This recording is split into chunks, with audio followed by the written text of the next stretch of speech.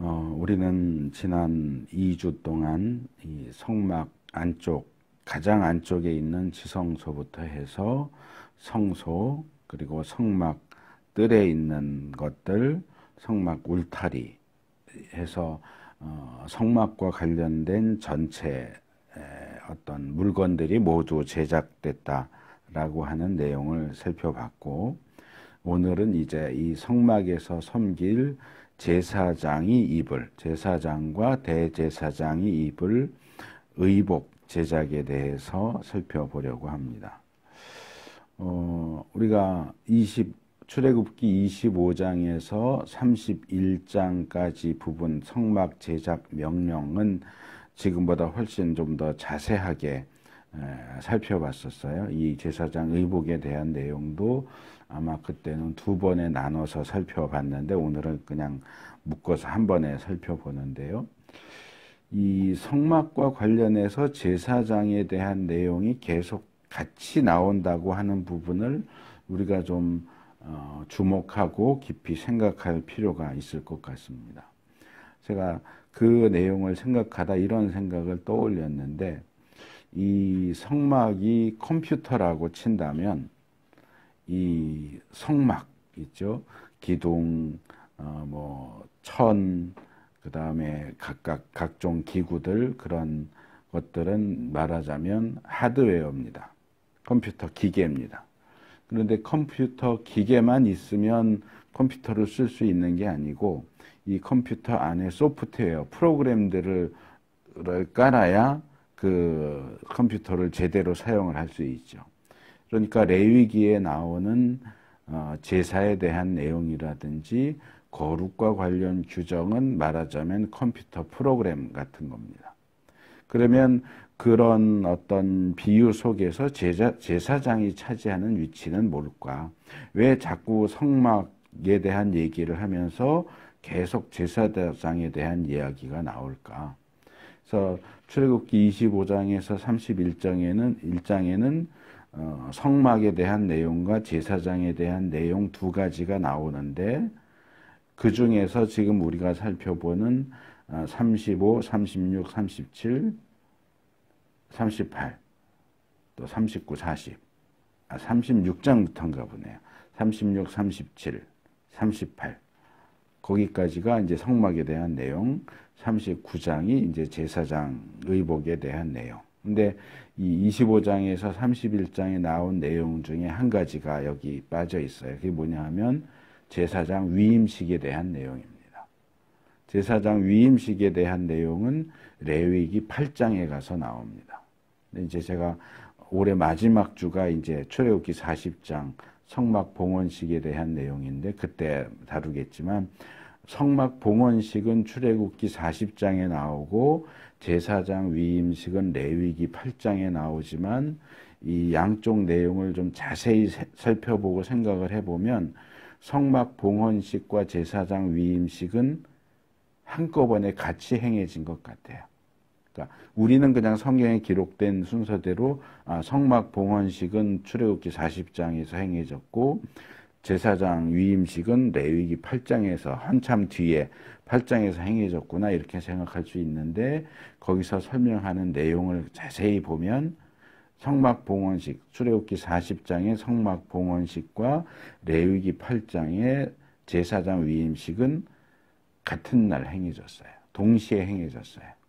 그래서 출애굽기 40장과 레위기 8장이 겹쳐지고, 출애굽기 40장 끝부분에 나오는 이제 제사장으로 세워진 아론이 제사를 드렸더니 하나님의 불이 나왔다. 출애굽기 40장은 이제 영광이 거기로 옮겨왔다, 뭐 이렇게 돼 있고, 레위기 8장에는 이제 불이 나온 것까지 얘기가 나오는데, 그 이후에 이제 제사장이 본격적으로 성막에서 사역을 시작했다 하는 내용은 이제 레위기 9장에 해당되는 내용이고요.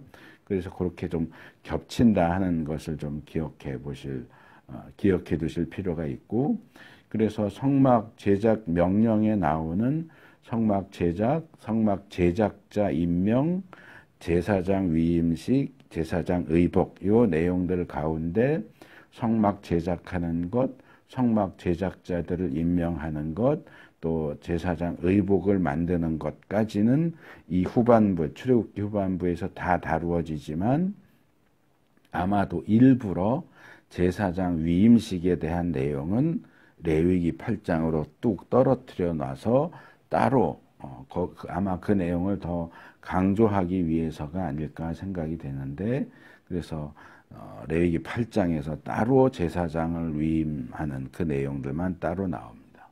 그만큼 이 성막이라고 하는 컴퓨터 하드웨어와 레위기에서 교훈하는 그 제사 규정, 거룩에 대한 규정들, 소프트웨어가 돌아가는 데 있어서 제사장은 굉장히 중요한 위치를 차지하고 있는데, 저는 그 건물로서의 성막이 하드웨어고 제사나 거룩에 대한 규례가 소프트웨어라면 제사장은 OS, 오퍼레이팅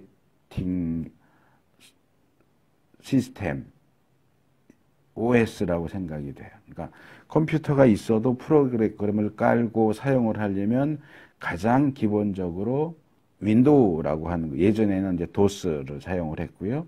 윈도우라고 하는 프로그램이 가장 먼저 깔려야 됩니다. 그건 OS입니다. 우리 핸드폰도 여러 종류의 프로그램을 깔아서 쓰지만 그 프로그램을 깔고 사용할 수 있게 해주는 OS가 있죠. 안드로이드라고 하는 OS가 있죠.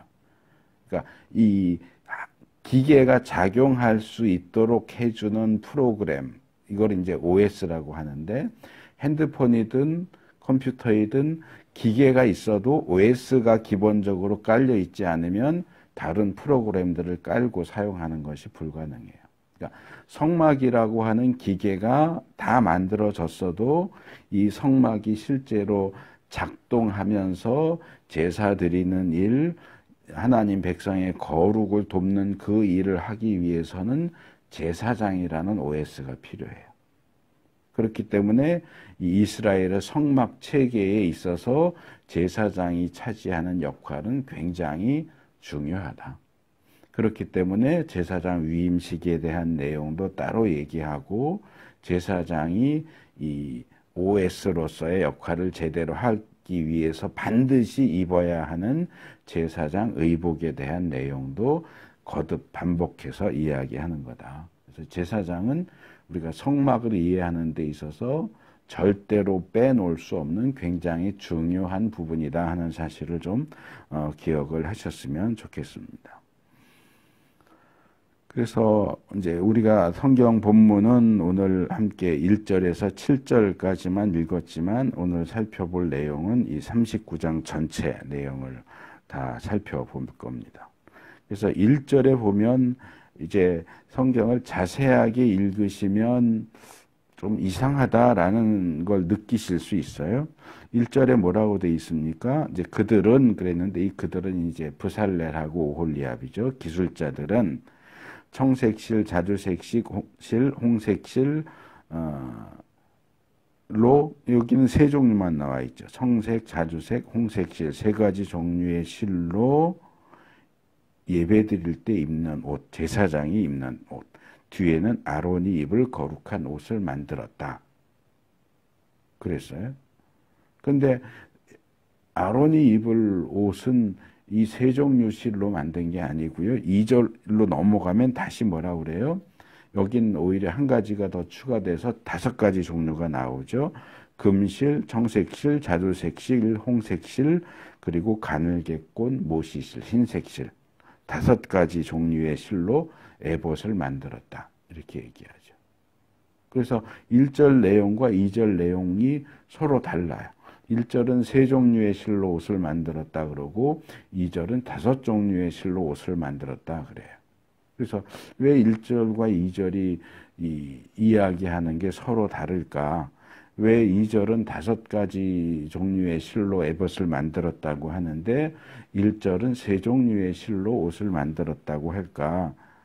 좀 혼란이 올 수도 있지만, 제가 볼 때 이 1절은 에봇이라고 딱 지적해서 말을 하지 않죠. 에봇이라고 안 하고 아론이 입을 옷 그랬죠. 제사장 의복이죠. 그러니까 그냥 이런 딱 세 가지만 썼다라는 의미라기보다는 이런 재료들을 가지고 제사장과 대제사장이 입을 옷들을 만들었다. 말하자면 제사장 옷 제작에 대한 어떤 서론으로서 그냥 뭉뚱그려서 얘기를 하는 거고, 2절부터는 이제 에봇이라고 하는 보다 구체적인 제사장이 입는 옷의 가장 바깥쪽에 있는 거죠. 성막은 가장 안쪽에서부터 설명을 시작했는데 제사장 의복은 가장 바깥쪽에서부터 설명을 시작해요. 그래서 제일 바깥에 있는 에봇, 그 다음에 청색 겉옷, 그 다음에 흰색 줄무늬 속옷, 그 다음에 뭐 모자, 허리띠, 그리고 이제 마지막에 속바지.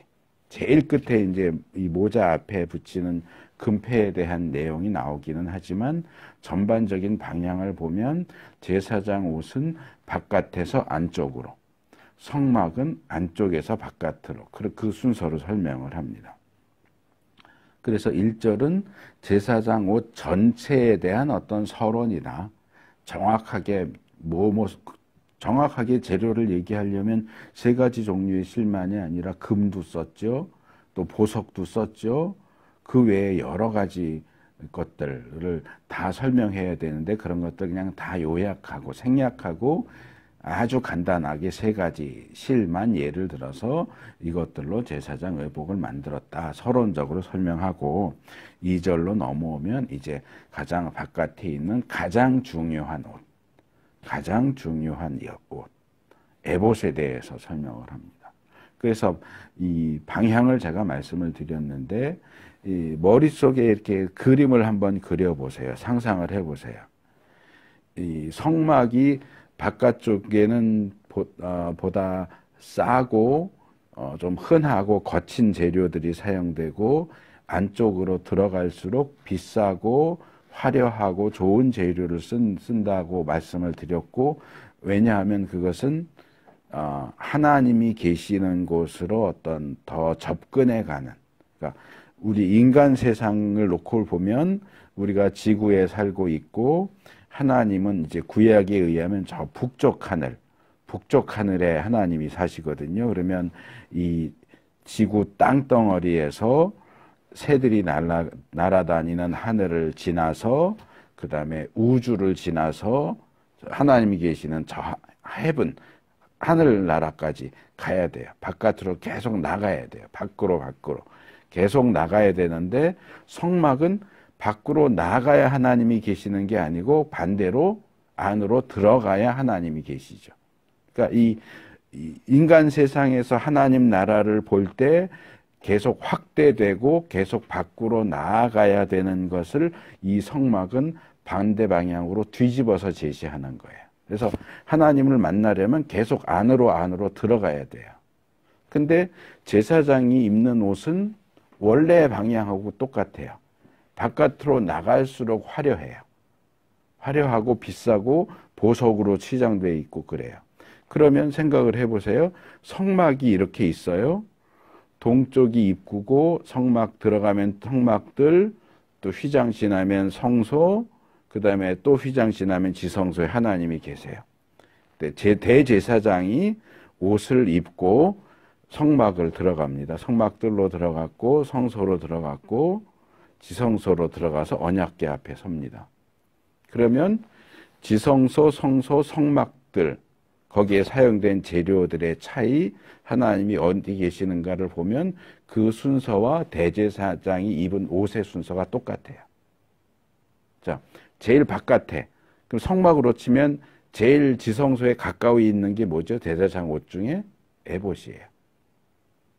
그러니까 대제사장 의복의 에봇은 성막의 지성소에 해당되는 거예요. 그 다음에 성막의 성소에 해당되는 것은 겉옷이죠. 청색 겉옷. 에봇 안에 있는 청색 겉옷, 그 안쪽이 속옷, 흰색 줄무늬 속옷, 그 다음에 제일 안쪽에 속바지. 그러니까 제사장의 경우는 제일 안쪽으로 갈수록 인간에 가까운 거고 바깥으로 나올수록 하나님과 가까워요. 성소는 반대로 바깥으로 나올수록 인간 세계에 가깝고 안으로 들어갈수록 하나님과 가까워요. 근데 이 성막의 구조와 제사장 의복의 순서를 겹쳐놓고 보면 딱 겹쳐진다는 거죠. 그래서 순서가 반대인 거예요. 성막에 하나님이 제일 안쪽에 계시고 대제사장의 의복은 에봇이 제일 바깥에 있고. 그래서 이런 구조를 좀 이해하시면 왜 이런 식으로 성경이 제시하고 있는가 하는 부분을 조금 더 쉽게 이해하실 수 있을 것 같아요. 그래서 이 에봇은 기본적인 천은 5가지 종류의 실을 만듭니다. 이 중에서 4개, 청색, 자주색, 홍색, 그리고 모시실, 흰색의 모시실은 지난주에도 말씀드렸고 지지난주에도 말씀을 드렸는데 이 성소와 지성소 기둥 세우고 가짜 벽 만든 다음에 위에 이렇게 4종류의 천을 가죽을 덮는다고 그랬죠. 그 중에 제일 첫 번째 덮는 게 그 4종류의 실을 섞어서 짠 천입니다. 그렇죠? 제일 안쪽에 4종류로 천을 짜고 실로 천을 짜고 그룹을 새겨서 10장으로 만들어서 그걸 결국 엮어가지고 제일 안쪽에 덮고요. 지성소 들어가는 입구에도 같은 종류의 천으로 짠 통으로 된 하나를 쳤고 성소로 들어가는 입구에도 같은 종류의 천으로 짠 그 천을 실로 짠 천으로 입구를 했고 성막으로 들어가는 입구도 역시 똑같아요. 사색 실로 짠 천으로 입구를 했죠. 그러니까 같은 어떤 색깔, 같은 모양의 천이 4군데 사용된 거죠. 성막 입구, 그러니까 바깥에서 보면 성막 입구에 그 천이 딱 보일 거고 옆은 벽은 다 흰색 천인데 거기만 사색 실로 짠 천이니까 딱 눈에 띄겠죠. 그 다음에 들어가면 성소 입구에도 또 같은 천이 또 있고요. 성소에 들어가면 지성소 입구에도 같은 천이 있고 성소에 들어가면 벽은 금으로 쌓여 있는 기둥이지만 천장은 똑같이 그 천이죠. 그래서 거기에 하나 더 여기 2절 3절에서 설명하는 것처럼 금을 납작하게 얇게 펴서 가위로 오려서 실처럼 만든 금실, 말 그대로 금실이요. 금색 실이 아니고 정말 금으로 된 실까지 추가해서 5가지 종류의 실을 가지고 에봇을 짰다. 그러니까 이게 실하고 금, 아무리 금을 오려서 실처럼 만들었다고 해도 이게 실하고 똑같진 않을 거 아니에요. 금인데.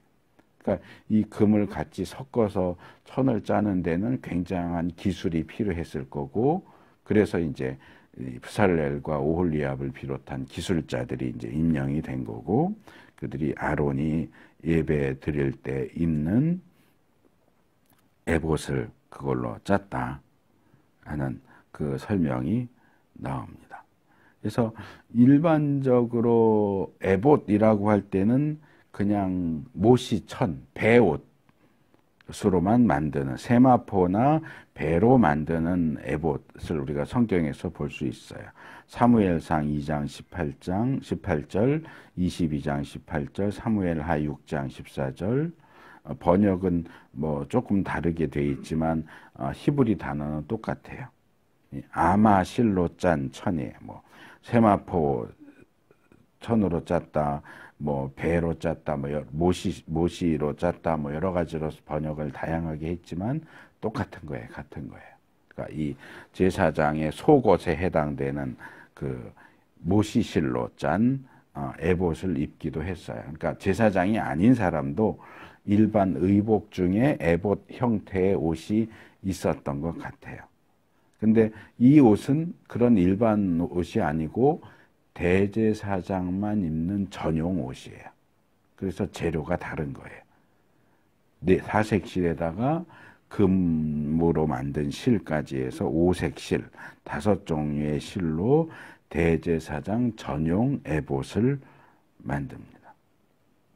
그래서 이 재료의 비율을 생각을 해보면 이제 이 사색실로 짠 천 같은 경우는 자주색, 홍색해서 붉은색이 2개나 들어가기 때문에 전반적으로 좀 붉은색 계통일 거다라고 설명을 했었는데, 에봇의 경우는 또 금실이 들어간 같죠. 그래서 흰색과 금색 계통이 또 반반 들어갔죠. 청색도 들어갔지만, 그래서 이 에봇이 붉은색 계통이, 여기 제가 제사장 의복에 대해서 그림을 몇 개 보내드렸는데, 첫 번째는 제사장과 대제사장 옷을 함께 보여주고 있는 그림이고요. 거기 이제 첫 번째 그림에서는 에봇이 좀 잘못 그려져 있어요. 이렇게 멜빵 허리띠 해가지고 허리 아래로 앞치마 같은 모습으로 그려져 있는데, 에봇 제사장 의복 이렇게 검색하면 이 그림이 제일 많이 뜨기는 하는데, 이 그림이 설명하고 있는 에봇은 잘못 그려져 있어요. 에봇은 전에도 말씀드렸지만 이렇게 앞치마 같은 모양이 아니고요. 두 번째 그림하고 세 번째 그림을 보시면 이 허리띠 부분만이 아니라 가슴판, 등판도 다 있는 걸로 보여요. 그래서 두 번째 그림처럼 좀 주황색 비슷한 붉은색 계통이었을지, 아니면 세 번째 그림은 좀 베이지색처럼 보이죠. 아마 금색을 많이 썼다고 생각을 하면 이런 색깔일 가능성이 있어요. 근데 이제 어느 색깔인지 우리가 확정지어서 말할 수는 없어요. 5가지 실을 사용했다 그랬지 5가지 실이 사용된 비율은 나오지 않잖아요. 뭐 2가지 실을 사용했어도 청색하고 적색 실을 사용했어도 청색 실 하나 쓸 동안 적색 실을 3배로 썼으면 붉은색 계통이 날 수밖에 없는 거고, 그렇죠?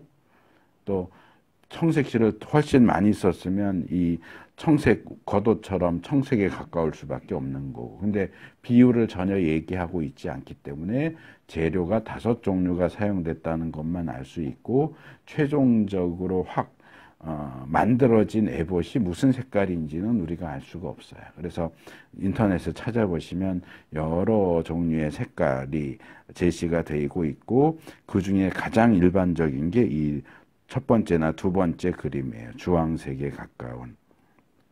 근데 뭐 어떤 모습인지는 정확히 알 수가 없고, 근데 이제 성경이 에봇의 모양을 거의 설명을 하지 않아요. 이렇게 천을 만들었다, 그리고 멜빵을 단다 하는 정도, 그리고 이제 허리띠 만들어서 허리띠 묶는다 하는 정도만 나오지, 에봇이 어떤 형태의 모습인지는 설명이 나오지 않기 때문에 목사님들 설명하는 내용도 각기 다르고, 이런 인터넷에 나와 있는 에봇의 그림이나 모형도 다 모습이 조금씩 차이가 있어요. 근데 제사장 의복이나 에봇과 관련된 여러 가지 사건들을 이렇게 좀 취합해서 생각을 해보면, 일단 에봇은 이 허리 아래만 있는 건 아니고 이 가슴판하고 등판도 같이 있는, 그러니까 이 위에는 어깨는 없을 수 있어요. 멜빵이 있으니까. 멜빵으로 이렇게 여기 어깨 부분쯤에서 앞뒤로 이렇게 멜빵이 있고, 그러니까 어깨 부분은 없고 여긴 대신 멜빵이 있고 허리띠가 있는데, 이 옷이 우리 입는 옷처럼 이 옆에가 다 연결되어 있는 옷이 아니고 옆에는 터져 있는 것 같아요. 그러니까 앞판하고 뒷판만 있는 거죠. 앞판하고 뒷판만 있고 옆구리 부분이 없기 때문에 옆에서 이렇게 보면 속이 다 보이는, 이 옆구리가 라인이 다 맨살이 보이는, 맨살 위에 입는다면 그런 형태인 것 같아요. 그래서 두 번째 그림, 세 번째 그림도 자세히 보시면 옆구리가 없죠. 그래서 이 옆에가 이렇게 청색 겉옷 부분이 옆에 부분이 쭉 보이게 되어 있죠. 그래서 앞판과 뒷판 2개만 있고, 앞판과 뒷판은 아마도 멜빵으로 연결돼서, 그러니까 이 멜빵은 길이 조절하라고 있는 거예요. 그러니까 대제사장이 된 사람이 계속 대를 이어서 옷을 물려받아야 되는데, 키가 큰 사람일 수도 있고 작은 사람일 수도 있으니까 키가 큰 사람은 멜빵을 좀 늘려서 길게 좀 더 내려오게 하고, 작은 사람이면 쪼여서 좀 올라오게 하고 일정 높이까지 아마도 이 그림에서 제시하고 있는 거 보면 한 무릎 정도 허벅지나 무릎 정도까지 내려오도록 길이를 조정하도록 멜빵을 했던 것 같고요. 그 다음에 이제 허리띠로 이 앞판 뒷판만 있고 옆구리가 없으니까 뭐 성막 안에서 제사장이 뛸 일은 없지만 이렇게 좀 막 움직이면 앞판 뒷판이 펄럭펄럭 할 수 있으니까 뭐 고정시키느라고 이제 허리띠를 묶었겠죠.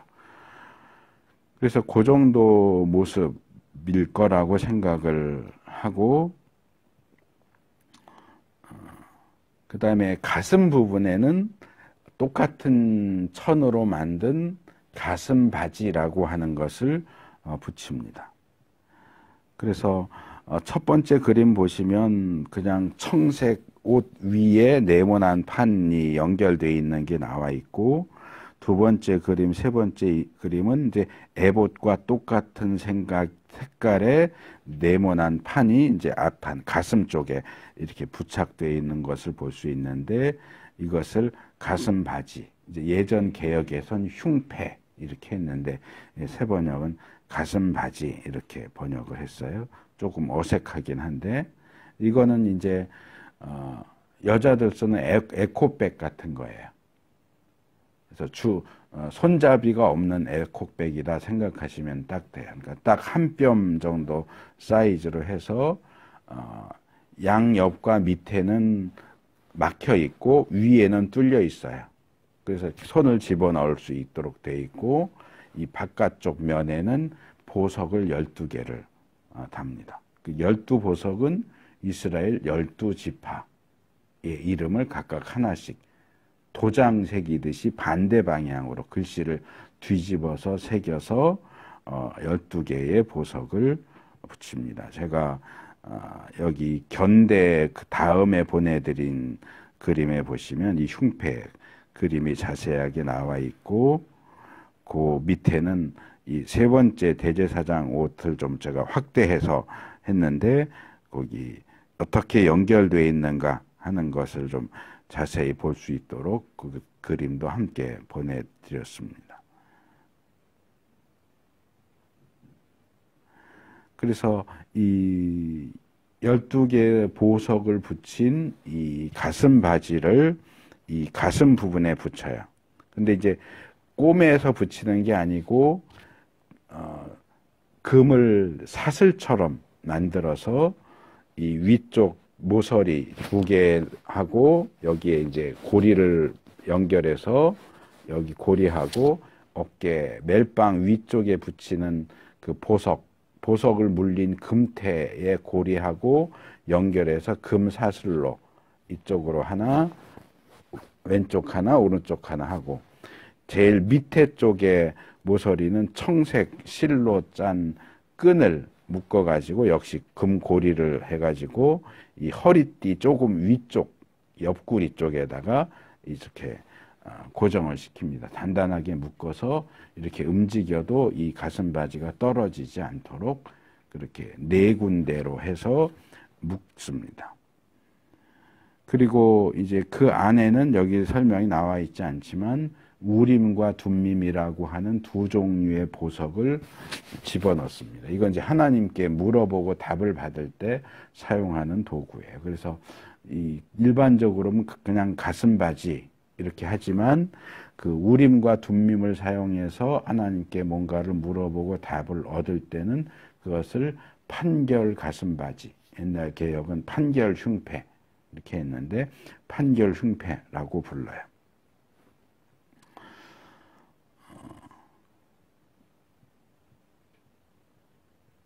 그래서 요 그림들 뭐 설명이 대체적으로 잘 돼 있고, 이 에봇이 첫 번째 그림에 있는 것처럼 무슨 앞치마 같은 모양이 아니다. 두 번째나 세 번째 그림에 있는 그런 모양이다라고 하는 것만 기억하시고 내용을 보시면 뭐 크게 어려울 거는 없을 것 같아요. 그리고 이 멜빵 부분, 이 어깨 부분에는 홍옥수라고 하는 보석 2개를 깎아서 양쪽에 하나씩 금태에 물리고 거기에는 이스라엘 12지파의 이름을 6개씩 도장 새기듯이 이름을 뒤집어서 새깁니다. 근데 전에도 제가 이 홍옥수하고 판결 흉패에 있는 보석 설명하면서 더 자세하게 설명을 했지만 이 성경에 나오는 무슨 보석이나 식물이나 악기나 동물 이런 것들은 우리가 정확하게 잘 알지 못해요. 그래서 여기도 이 어깨 견대에 붙일 보석 샘플을 2개 보내드렸는데 위에 거는 보석이 보라색이죠. 홍옥수라고 했는데 보라색 보석이 있고 두 번째 거는 이게 빨간색으로 돼 있는데 이 홍옥수가 정확하게 어떤 보석인지를 알지 못하기 때문에 이렇게 이런 종류도 있고 저런 종류도 있어요. 그러니까 이 중에서 어느 것 하나가 맞겠지만 어느 게 맞는지는 우리는 몰라요. 그러니까 본문이 말하는 홍옥수가 정확하게 어떤 보석인지를 알 수가 없기 때문에 옛날 과거에 유대인들이 무슨 백과사전이라도 만들어서 홍옥수 그러면 이름 적고 설명하고 뭐 색깔은 어떤 거고 하고 그림이라도 이렇게 색깔 칠해갖고 해놨으면 아 이게 홍옥수구나 할 텐데 그런 게 전혀 없이 말로만 설명하고 그냥 홍옥수 그냥 이래버리니까 이 홍옥수가 정확하게 어떤 보석인지 알 수는 없어요. 그래서 이 어깨에 매다는 이 보석도 가슴에 붙이는 보석도 모두 이스라엘 12지파의 이름을 반대 방향으로 도장 새기듯이 새겨서 대제사장이 하나님을 섬기러 나갈 때 하나님이 그걸 보셨을 때 읽으시는 거죠. 아, 르우벤, 유다, 시므온, 레위 해서 이스라엘 12지파를 기억하시도록 만드는 그런 용도로 이스라엘의 대제사장은 항상 하나님 앞에 나갈 때마다 이스라엘 12지파의 이름을 짊어지고 하나님 앞에 나가는 거죠. 그러니까 저거랑 비슷해요. 그 TV 방송 같은 거 보면 가끔 PPL이라고 하잖아요.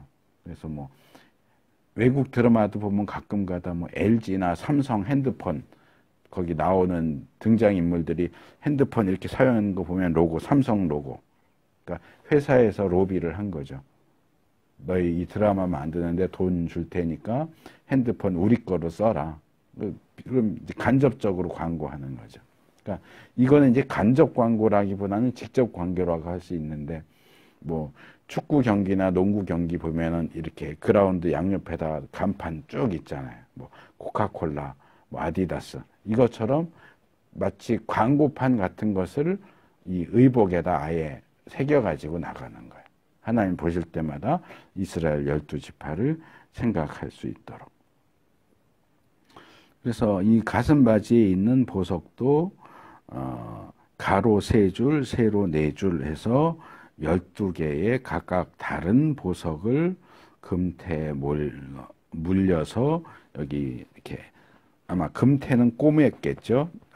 가슴바지에다 꼬매서 이것도 역시 이스라엘 12지파를 하나님이 기억하시도록 그렇게 이 에봇에 아예 딱 이렇게 부착을 시켜놨어요. 그러니까 에봇을 입으면 가슴바지도 당연히 거기 이제 붙어 있도록. 그래서 이런 모습으로 하나님 앞에 나가게 되는 겁니다. 그래서 이제 대제사장 의복 중에서는 가장 중요한 게 이 에봇과 가슴바지예요. 그래서 요거 설명하고 나서는 그 다음 이제 22절에서 31절에 가면 그 외에 다른 대제사장 의복 또는 제사장 의복에 대한 내용을 소개를 합니다. 이 에봇 바로 안쪽에 입는 게 청색 겉옷입니다.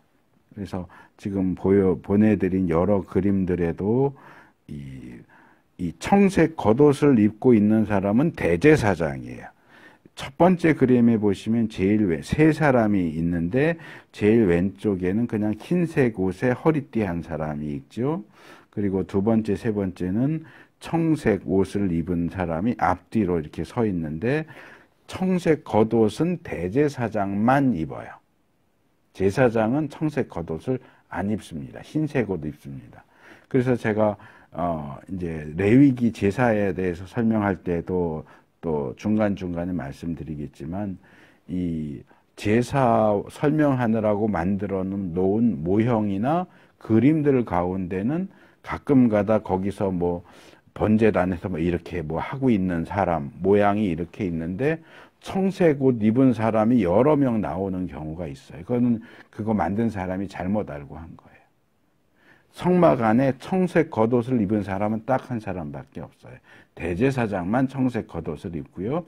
일반 제사장들이나 레위인들은 청색 겉옷을 입지 않습니다. 그러니까 성막 안에 여러 명이 있을 때 청색 옷 입은 사람은 딱 한 사람밖에 없어야 되는데, 여러 명이 있는 그런 그림이나 그런 모형들이 종종 있는데 그거 잘못 만든 겁니다.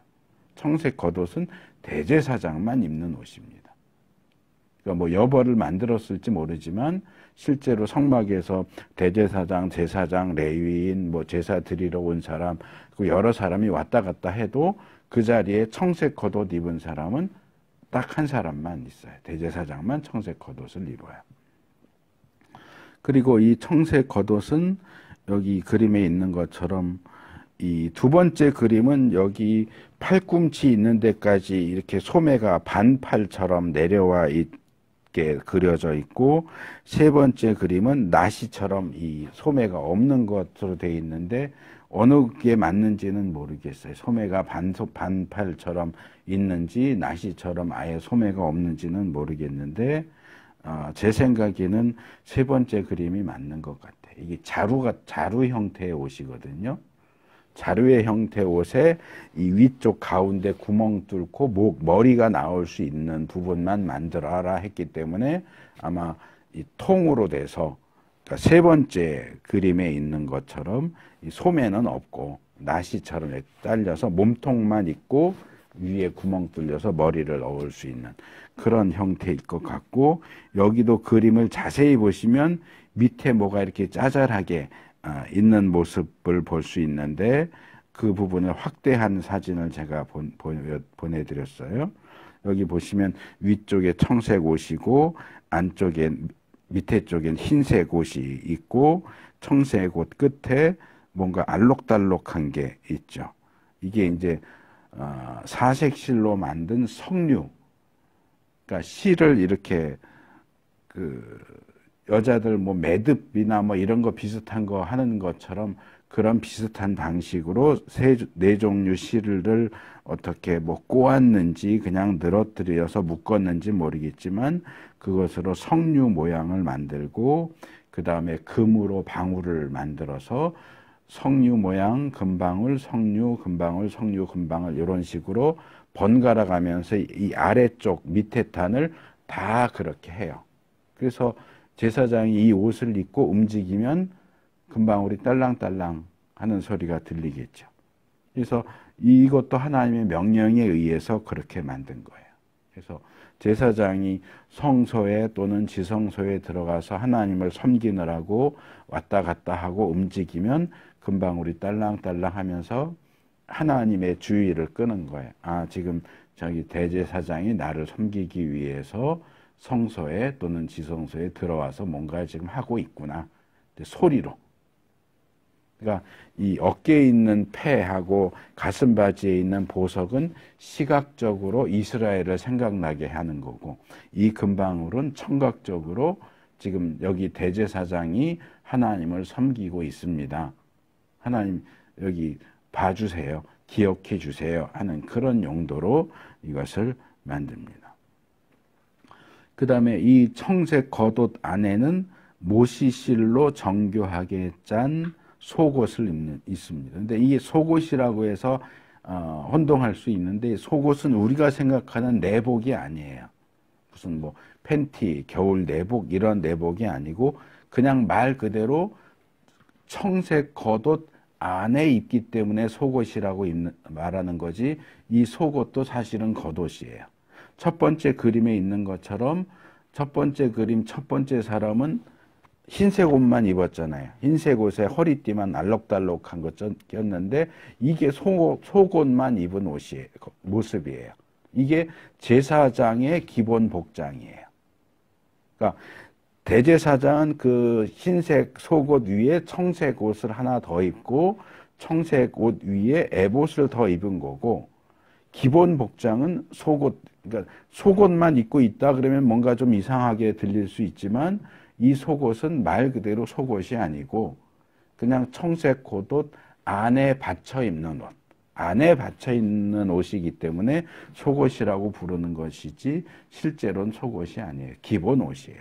그래서 제사장에게는 이것이 기본 옷이고 대제사장에게는 이것이 이제 기본 위에 더 해서 입죠. 그리고 인터넷에 보시면 이 기본 옷, 속옷은 대부분 여기 그림이나 사진에도 다 그렇게 되어 있지만 그냥 흰색으로 되어 있죠. 이게 이제 그 모시 옷, 모시로 만들었다 그래서 또는 세마포로 만들었다 그래서 흰색 옷이라고 하는데, 이 성경이 묘사하고 있는 표현을 자세히 보면 줄무늬이거나 체크 무늬가 들어가 있는 옷이라고 해야 맞습니다. 줄무늬 옷이나 체크 무늬 옷. 근데 이게 이제 막 굵은색 줄이면 눈에 확 띄겠지만 그렇게 굵게 한 것 같진 않고, 어쨌든 이 야구복 중에 어느 팀이 이렇게 흰색 위에 이렇게 줄무늬 있는 그런 야구복이 있었던 것 같은데, 그런 것처럼 흰색, 그냥 흰색이 아니고 줄무늬가 쳐 있는, 아니면 체크 무늬가 쳐 있는 그런 옷입니다. 그런데 이 부분을 대부분 놓치고 있어서 인터넷에 제사장이 입는 속옷 하면 다 그냥 흰색 옷으로 묘사를 하고 있는데, 흰색은 흰색인데 무늬가 들어가 있어요. 줄무늬이거나 체크 무늬가 들어있는 흰 옷입니다. 그리고 그것 외에 이제 머리에 관을 쓰는데, 제사장의 경우는 두건, 못이 두건이라고 번역을 했고, 대제사장의 경우는 못이 관 이렇게 했습니다. 이 부분도 제가 출애굽기 28장에서 자세하게 설명을 드렸어요. 근데 본문을 잘 보시면 제사장은 머리에 두건을 감는다 이렇게 돼 있어요. 그러니까 두건을 감는다 그러면 그 무슨 아라비아 사람들 터번이나 아니면 여자분들 머리가 좀 긴 분들은 머리 감고 나서 수건으로 이렇게 감잖아요. 그게 두르는 거예요. 그러니까 이렇게 직사각형의 아마도 직사각형의 천을 뭐 어떻게 이렇게 해가지고 두르는, 요게 이제 제사장용 모자고, 대제사장의 경우는 그걸 감는 게 아니고 머리에 관을 쓴다 그래요. 그러니까 이거는 모자 형태예요. 쓰는 모자예요. 제사장은 두르는 형태의 모자를 하고 대제사장은 쓰는 형태의 모자를 합니다. 여기 뭐 두건, 관, 두른다, 쓴다에 사용되는 히브리 단어가 다 달라요. 그래서 여기는 제가 그림을 하나만 보내드렸는데, 요거는 대제사장이 쓰는 모자입니다. 쓰는 모자, 관. 그리고 요 앞쪽에 여기 무슨 왕관 모양 비슷하게 해놨는데 모양은 어떤지 몰라요. 여기 이제 글씨가 새겨져 있는데 이제 여호와께 거룩이라고 하는, 이게 이제 제일 마지막에 관에 대한 설명이 더 나오죠. 허리띠 다음에. 그래서 히브리어로 카도시 라도나이, 여호와께 거룩, 또는 뭐 여호와의 성직자, 뭐 이렇게 또 뭐 번역할 수 있는데, 그러니까 이것도 대제사장이 하나님 앞에 나갈 때는 반드시 그 금판이 이렇게 꼬매져 있는 그 모자를 쓰고 하나님 앞에 나가야 돼요. 그러니까 이건 말하자면 이름표 같은 거예요. 이 사람은 하나님을 섬기는 대제사장입니다 라고 하는 이름표예요. 그러니까 이거 이름표 없이 하나님 앞에 나가면 죽어요. 그래서 이 모자와 특별히 모자 앞에 있는 이 금판은 대제사장의 생명을 살려주기 위해서 만들라고 하시는 그런 기능을 가지고 있는 특별한 물건입니다. 그래서 이 모자. 근데 신발에 대한 건 없어요. 신발 얘기는 제가 예전에 대제사장이나 제사장 의복하면서 말씀을 안 드렸어요. 왜냐하면 본문에 안 나오니까. 근데 제가 이번에 이 말씀을 이렇게 보면서 준비한 거 다시 확인하면서 진짜 신발에 대한 게 없다. 신발이 왜 없을까요? 여기 세 번째 그림 한번 올라가서 보실래요? 첫 번째 그림 보세요. 여기 있는 사람 3명 다 맨발이에요. 그렇죠? 그리고 두 번째 그림도 맨발이죠. 세 번째 그림은 맨발이 아니고 정확하게 신발은 아닌데 아마도 샌들, 쫄이라고 하는 엄지하고 첫 번째, 두 번째 발가락 사이에 이렇게 끼워 신는 거 있잖아요. 쪼리 같은 샌들을 신고 있는 것처럼 보여요. 근데 대제사장 의복 가운데는 신발이 없어요. 아마도 제 생각에는 제사장들이나 대제사장들이 하나님 앞에 섬길 때는 신발을 안 신었던 것 같아요. 모세도 불붙은 떨기나무 가까이 접근할 때 하나님이 뭐라고 그래요? 내 발에 신을 벗어라 그러죠. 여호수아도 여리고성 가까이 갔을 때 천사를 만났는데 신발을 벗어라 그러죠. 하나님 가까이서 섬기는 제사장, 대제사장은 아마 신발을 신지 않는.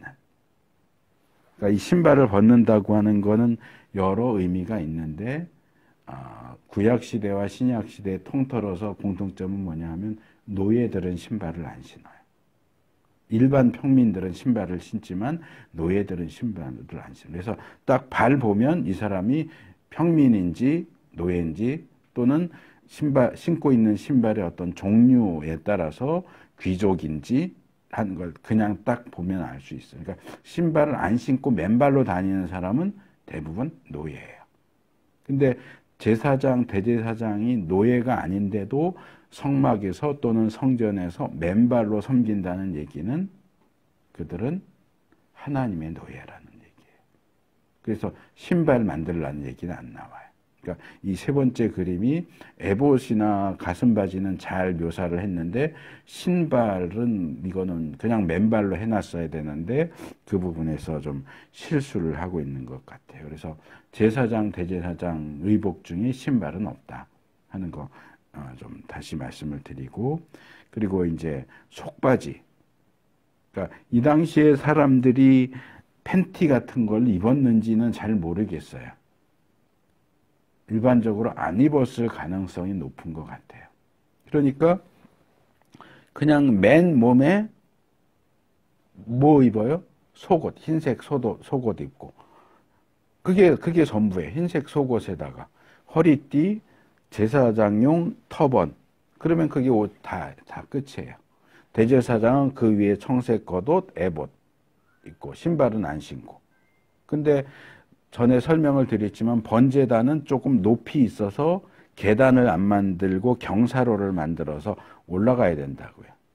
근데 하나님이 뭐 땅바닥에 누워서 이렇게 보시는 건 아니지만 그럴 경우에 하체가 속옷을 우리가 말하는 팬티를 안 입으면 이 속옷을 안 입은 그 하체가 다 생식기가 다 드러나 보이잖아요. 그러니까 그것을 드러나 보이게 한다는 것은 하나님 앞에 불경한 짓이기 때문에 죽을 수 있다. 그러니까 죽지 않으려면 팬티를 입어라. 속바지를 입어라. 그래서 이 속바지, 남자 트렁크 팬티 같은 이런 속바지를 만들어서 아마 제사장과 대제사장 모두 입었던 것 같아요. 이게 기본 옷이 다 치마 형태이기 때문에 바지면 상관없을 텐데 바지 형태가 없고 다 치마, 원피스 같은 모습이기 때문에 속바지를 기본적으로 입도록 합니다. 그래서 그 외에 뭐 허리띠도 있고 그 다음에 이제 폐에 대한 설명이 뒤에 더 따라 나오는데 어쨌든 이렇게 해서 바깥에서부터 보면 에봇, 청색 겉옷, 줄무늬 흰색 속옷, 그리고 제일 안쪽에 속바지, 그 외에 부속적인 것으로 모자, 그 다음에 허리띠, 뭐 이 정도가 이제 제사장과 대제사장의 의복입니다. 그렇게 해서 옷 제작에 대한 내용이 다 끝나고 이제 추가적으로 좀 더 생각해 볼 것은 여러 차례 이 옷들이 영화롭고 아름답고 거룩한 옷이다. 영화로운 옷이고 아름다운 옷이고 거룩한 옷이고 제사장과 대제사장이 하나님을 섬길 때는 반드시 이 옷을 입어야 된다. 그러니까 평상복 입고는 성막에서 제사장 사역을 할 수가 없어요. 반드시 지정된 옷을 입고서야 하나님을 섬기는 일을 할 수 있다. 그래서 우리가 보통 뭐 옷을 놓고 생각할 때는 어떤 재료를 써서 어떤 사람이 만들었느냐에 따라서 옷의 가치가 정말 천차만별이잖아요. 뭐 10,000원, 20,000원짜리 싸구려 옷도 있지만 10만 원, 20만 원짜리도 있고 100만 원, 200만 원짜리도 있고 어떤 건 1,000만 원 그 이상 가는 옷도 있잖아요. 뭐 세계적인 뭐 디자이너가 만들었다 그러면 옷값이 확 올라가잖아요. 그래서 어떤 옷이 영화로운 옷이고 어떤 옷이 아름다운 옷이냐, 거룩한 옷이냐. 근데 이 제사장들과 대제사장의 옷은 어떤 얼마나 비싸냐 하는 것보다도 그 옷이 특별히 거룩한 옷이다. 하나님을 섬길 때에만 입어야 하는 특별한 용도의 옷이다 하는 점을 우리가 주목해 볼 필요가 있습니다. 물론 우리가 하나님을 예배하러 오기 위해서 예배당 갈 때는 이 옷만 입어야 돼. 뭐 그럴 필요는 없겠지만 그래도 우리가 하나님 앞에 나올 때는 뭐 이렇게 찢어진 거, 뭐 이런 거 입지 말고 좀 깔끔하게 하나님 앞에서 좀 갖추어서 나오는 것도 필요하다. 그리고 특별히 이 옷 제사장 의복 가운데는 제사장의 생명과 관련된 그런 옷들이 있었죠. 이 청색 겉옷 자락에 있는 금방울 석류. 이거는 실제적인 용도가 아무 데도 없어요. 그걸 거기 꼭 만들어 붙여야 할 이유가 없어요. 또 이 모자에 붙이는 순금패 그리고 속바지 이런 것들은 의복이나 어떤 장식일 수도 있지만 그것보다 더 중요한 것은 그것들이 이 대제사장과 제사장의 생명을 지켜준다는 거예요. 안전장치예요. 이게 없이 하나님 앞에 가면 죽어요. 그래서 이 제사장의 예복은 인간 제사장을 보호해 주고 사역을 할 수 있도록 자격을 부여해 주고 또 하나님 앞에서 이스라엘을 기억하시도록 하는 그런 다양한 기능을 가지고 있는 것과 동시에 영광스러운 하나님의 그 영광을 드러내는 옷이에요. 그래서 영화롭게 만드는 거예요. 그래서 성막을 만들 때도 안으로 들어갈수록 더 화려하다고 그랬잖아요. 그래서 하나님의 있는 계신 곳의 주변이 어때요? 금이죠. 다 금이고 그 다음에 사색 천으로 짠. 근데 제가 이 부분을 준비하면서 새롭게 생각을 한 게 뭐냐 하면 성막에서 제일 화려한 천은 사색실로 짠 천이에요. 청색, 자색, 홍색, 모시실. 근데 대제사장이 입는 에봇은 거기에 금실을 추가해요. 금색 실이 아니고 실제로 금으로 만든 실이에요. 그럼 뭐예요?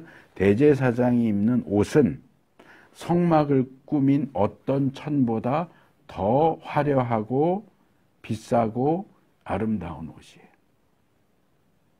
제가 이 부분을 생각하면서 가요 중에 그런 노래 있죠. 아마 아실 거예요. 사람은 꽃보다 아름다워. 그 노래 제목이 떠올랐어요. 대제사장은 성막보다 아름다워요. 대제사장이 입는 에봇은 성막을 꾸민 어떤 천보다도 아름다운 천으로 만든 옷입니다.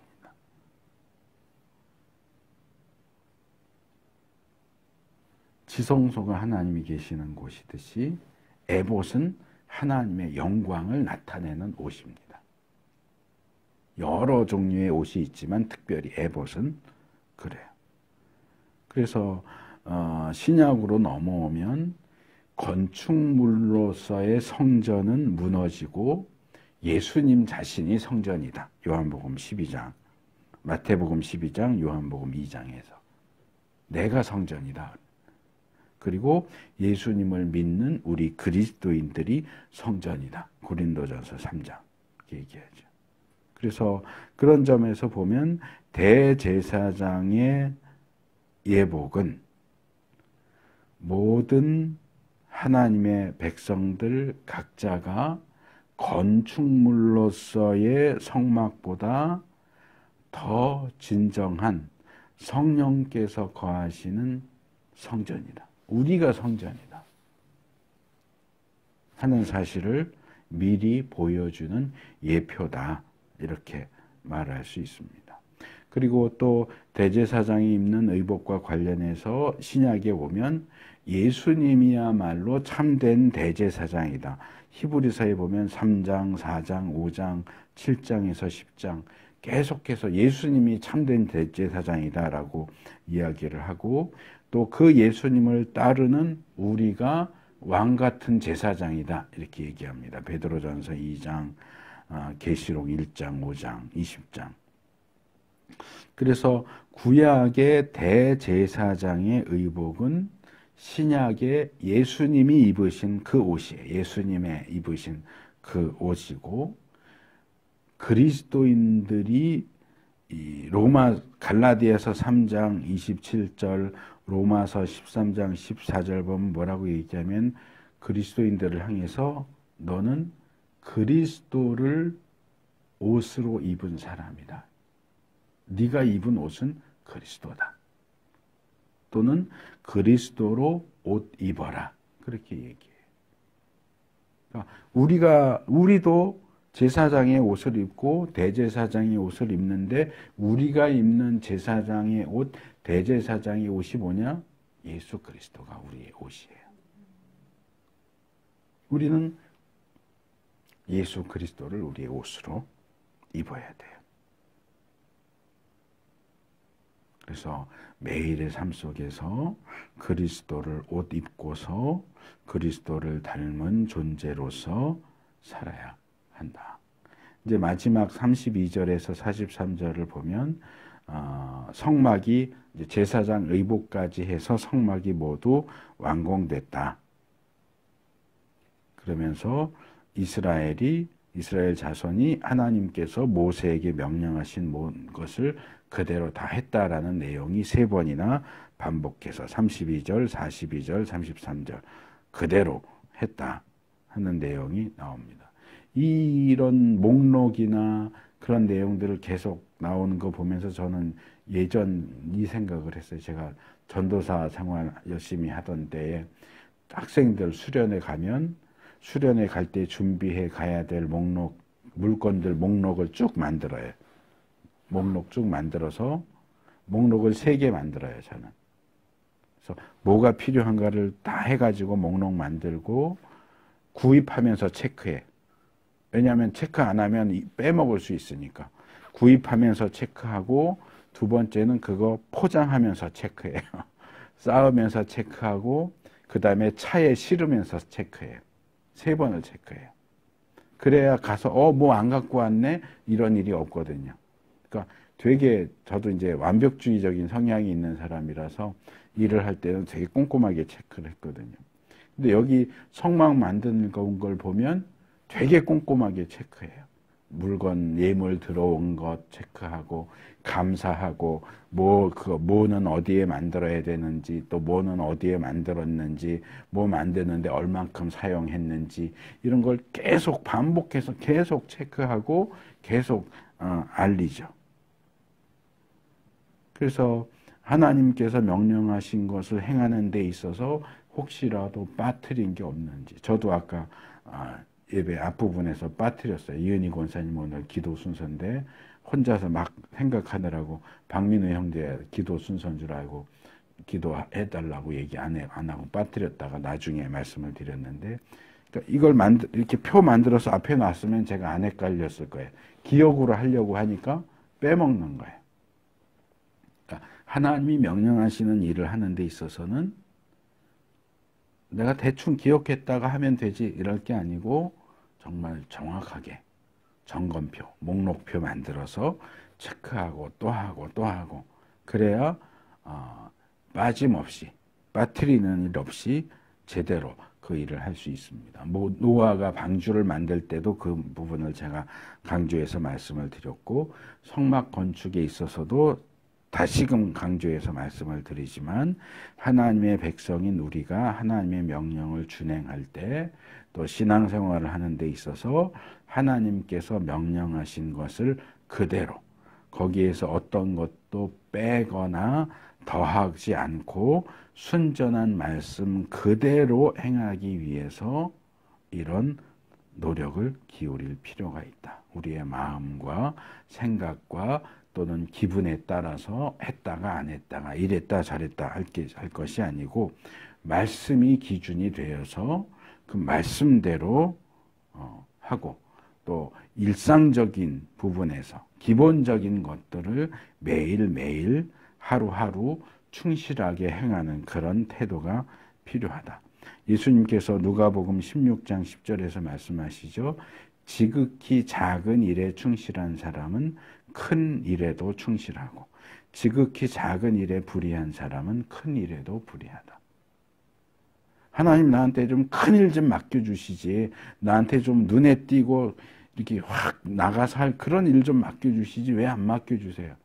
아니, 너 네 일상생활에서 작은 일부터 제대로 해. 그래야 큰 일을 맡기지. 작은 일 하나 제대로 못하는 사람한테 뭘 믿고 큰 일을 맡기겠냐. 작은 약속 하나 지키지 않는 사람한테 어떻게 중요한 약속을 맡기겠냐. 그래서 큰 것만, 중요한 것만 바랄 것이 아니라 지극히 작은 일도 작다고 무시하고 실행하지 않는 그런 무책임한 모습이 아니라, 아주 작은 것 하나도, 내 입으로 낸 아주 사소한 약속 하나라도 지키고자 노력할 때 하나님이 그것보다 조금 더 큰 일, 조금 더 큰 일, 조금 더 중요한 일, 그렇게 맡겨가실 것이라고 믿습니다. 그래서 하나님은 작은 일을 무시하는 사람에게 절대로 큰 일을 맡기지 않으세요. 그래서 어떤 헛된 망상을 가지고 어느 날 갑자기 내가 굉장히 대단한 사람으로 이렇게 뿅 하고 나타날 수 있으면 좋겠다. 그런 헛된 망상을 쫓지 말고 매일매일 일상에서 하나님의 뜻에 순종하고 하나님이 인정하실 만한 착하고 충성된 그런 종들이 될 수 있기를 축복합니다. 그런 이들에게 모세가 빌어주었듯이 그 누구도 그런 이들에게 복을 빌어주지 않을 수 없을 거고, 하나님도 그런 이들에게 복을 내려주지 않을 수가 없으실 겁니다. 그래서 이 모든 일들을 충실하게 수행한 이들에게 모세가 복을 빌어주었듯이 우리도 우리의 삶 속에서 충성스럽게 성실하게 모든 일들을 감당하고 하나님이 내려주시는 복을 받아 누릴 수 있는 우리 모두가 될 수 있기를 축복합니다.